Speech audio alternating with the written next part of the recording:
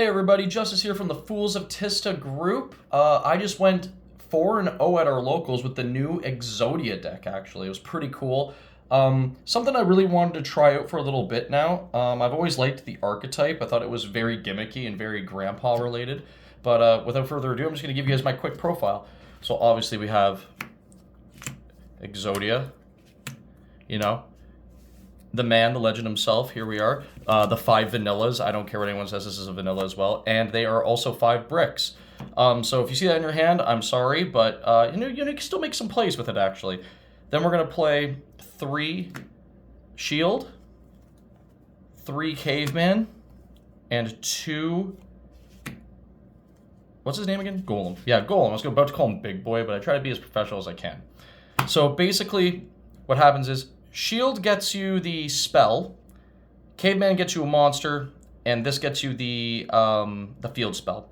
So basically, they all synergize together, but they make you pay life points per use. As long as you don't have a Millennium Hunk in your hand. Millennium Hunk basically just stops you from paying. So yeah, this is the ratio I've been playing. Yesterday turned out really good for me, like I said before. What else we got here? Oh my god, this card actually was cracked. Saved me all day yesterday. Lava Golem. 3 Lava Golem. It was needed, breaks boards, and it very much helped. Buddy Nolan, we all know Nolan from the channel, he put Totally Awesome on the field twice, and both times Lava Golem him off the field.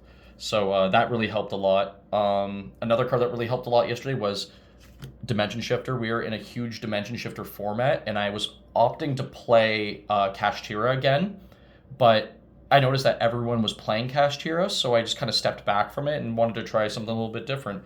But another monster that really helped yesterday that gave me quite a lot of life points was Ghost Sister and Spooky Dogwood. We all know what this does. It's just when your opponent special summons a monster, you get life points equal to its attack. So basically, I think the highest yesterday I got up to was, I was playing a cash player. I think it was Ben. I was playing Ben yesterday, and he summoned more than enough times, and it put me to, what was it, 22k? Yeah, so if you know how the deck works, it's pretty nice to have that much life points. I mean, in general, it's nice to have that much life points. Continuing on, so that's basically all the monsters I play in the deck. I feel like that's a good ratio. I know people are going to be like, why no Ash? Why no Ash? I opted to play Ghost Sister over Ash because sometimes you can just eat the Ash and you're okay. You can still make a board. But you need the Ghost Sister.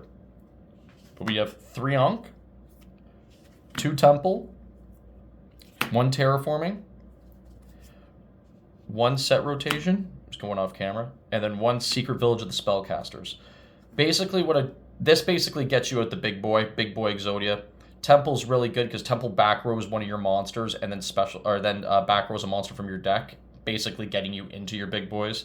Terraforming is just another copy of this, or if you have it, this. And Set Rotation's amazing because what you can do is you can activate it from your hand on your, say you're going first, and you can set 1 spell card to your field and 1 spell card to their field, and then now they're locked out of imperming you. So basically, it's just a nice protection around everything. And, sorry, back to this for a second. A beautiful thing about that is you can use it, and everything gets shuffled back, which is really cool. It doesn't go to your graveyard. Always gets shuffled back. All right, so that's some spells. I mean, if you look up the cards and you're really interested in playing the deck, I feel like the deck is pretty balanced as is right now. And I suggest everyone play it at this ratio. But if you don't, that's fine. Make some tweaks as you go along. Like, I've seen a lot of people playing this card, and I've seen a lot of people not playing this card. But I think you should. Super Poly. 3 Super Polys.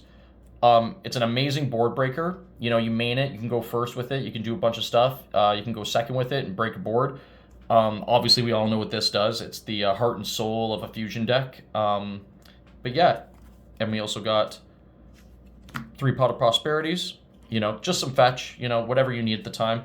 It very much helps in the grind game, just for whatever you need. Like yesterday, I used this and grabbed Secret Village of the Spellcasters, and basically it protected me for like 2 turns, and then I survived, and then I ended up winning the game.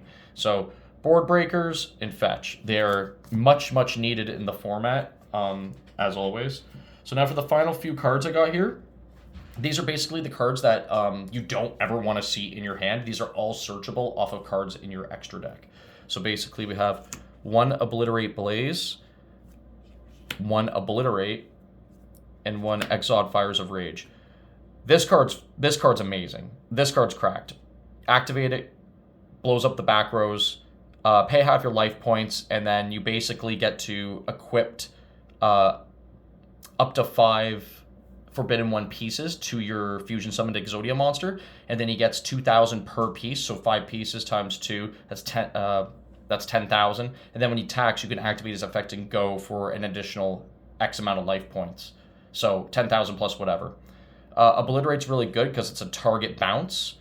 And Exile Fires of Rage is a board nuke, which is always nice, Field spells activate, spell cards, continuous spell cards activate. It's nice, get them off the board. So that's that. And then we have, everyone knows what this is already, Angel Statue Azaroon. This is a sleeper card. I honestly didn't even know this existed.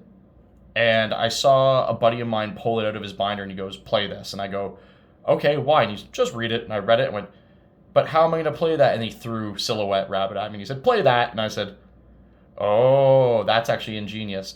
So this card, basically what it does, it negates and destroys a special summon monster. So you activate it, becomes a creature itself, and then destroy special summon monster.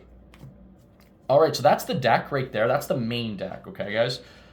Tweak it as you want. Honestly, I feel like the ratios and stuff worked perfectly for me. So, copy and paste if you want, but try something new. Always play something new. But here we are. We have 2 Exodia. Well, Unstoppable Exodia Incarnate. So basically what this dude does, he's a bad dude, okay? He's a bad man's. He himself cannot be destroyed by card effects, okay? Which is lovely. Which is a lovely feature to have. He also is a spell and trap once per turn negate. He is in the battle phase. I think it's the battle step, actually. I can't remember exactly. Don't quote me. He basically gains life points equal to he gains attack equal to your life points, which is crazy. I mean, especially with Spooky Dogwood. Like I told you earlier, I was at 22k life points. And at the end phase of each turn, you get to set a spell and trap card that's basically an Exodia spell and trap card. Be vague with my wording, but yeah, that's basically what it is. Now we got our super poly targets. We're going to play 1 Garura. This came up a few times. Mud Dragon. This also came up a few times. Now, these are weird, but they're definitely not as great as these for super poly targets, but they've come up for me. Guilty Gearfried. It's just 2 warrior monsters. You know how many people play Little Knight? And we also play Little Knight in this deck. Let's just say Ankh gets stopped. We can't get our big boy out. Whatever. You have a super poly face down, whatever. You pass the turn, or you bring out Little Knight, pass the turn. They bring out their Little Knight, whatever. You just super poly into it. Another big thing that's stopping me these days is Tempai. And Tempai kind of hurts. So I've been kind of opting to play Dragon Knight Draco-esque and Mysterion Dragon Crown. So this just needs a Dragon Synchro monster and a warrior, which is super easy because another warrior in the deck is the Millennium Shield, not just our Little Knight. I forgot to mention that prior to Guilty Gearfried. And Mysterion the Dragon Crown just needs a spellcaster monster and a dragon, which we play spellcaster right there. I mean, your Exodia pieces are spellcasters. We have Droll in the side, in case we need to. It always comes out. There's always options. So that's the fusions of the deck, okay? And like I said before, please switch it up if you'd like to. If you see someone go, that's not for me, he's a bozo, don't listen to Justice, but whatever, who cares? Speaking of spellcasters, our Link, we have Relinquished Enema, cards cracked. You need something, piece down. Let's say you have the brick piece in your hand, piece down, grab a monster, cool. Grab the Lava Golem, cool. We're playing Moon. We're playing the Silhouette Rabbit. This is the card I was telling you about before. This card's crazy, just came out. We are also playing SP Little Knight, obviously cracked. We're opting to play Selene, crazy card as well. Access Code, Underworld, and Appaloosa. I've never made these two. I'm going to be dead honest with you people. Never made them. I've made every other Link here yesterday. They've come up. They've saved me. But you know what, man? Sometimes people just go, oh, you're playing Exodia, and they know to stop Ankh. So those are the links. I wouldn't change them. I feel like they are very helpful. Until the new support comes out for the deck, I wouldn't change anything in the side deck. Or in the extra deck, sorry. But now we're on to the side deck, actually. We're going to continue with the monster theme going on here. So, speaking of spellcasters, Droll. 3 Droll. Level 1 spellcaster. You know what it does. It's amazing. I know we play Shifter in the deck, but basically decks that don't get hit by Shifter, let's just use Kashtira, for example, or... yeah, just Kashtira. That's fine. You just swap them out. Another card that's close to my heart, and I absolutely love this card, and I don't care what anyone says, Nibiru. This card has saved me in games so many times. We all know what it does. You know, they summon more than 5 times. You basically just blast a rock out of their field, and it's great. A well-timed rock is a lot better, but you know, if you got a quick hand, you just slap it down. You know, I'm still with you 100%, buddy. Off of monsters now, we're gonna go into 3D barriers. We all know what that does as well. Flip, choose, and they can't do that. 2 Lightning Storm, 1 Harpies, and something I've just thrown in right now, and I'm going to try it out probably tonight. I'll let you people know how it goes. Dark Ruler No More. The reason why I'm playing Dark Ruler No More is because the games I lost, every single game I lost, people were establishing boards. And let's just say I didn't have Super Poly, I didn't have Lava Golem, or I didn't have something. I basically went, uh-oh, they have it. They have this game. And they would just either negate, bounce, or whatever, everything in my hand. So even though this is going to turn off everything, and then they take no battle damage, at least you could still destroy things. At least you could still activate things. At least you could still build a board for next turn.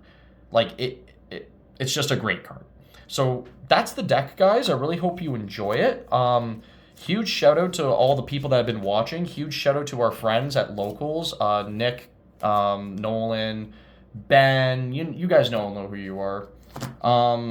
Kyle, obviously my partner Alex. And yeah, thank you so much for watching. And please make sure to like, comment, subscribe. And let me know your thoughts on the deck, honestly. And if there's anything you want to do differently or anything you want to change. All right? Thanks, people.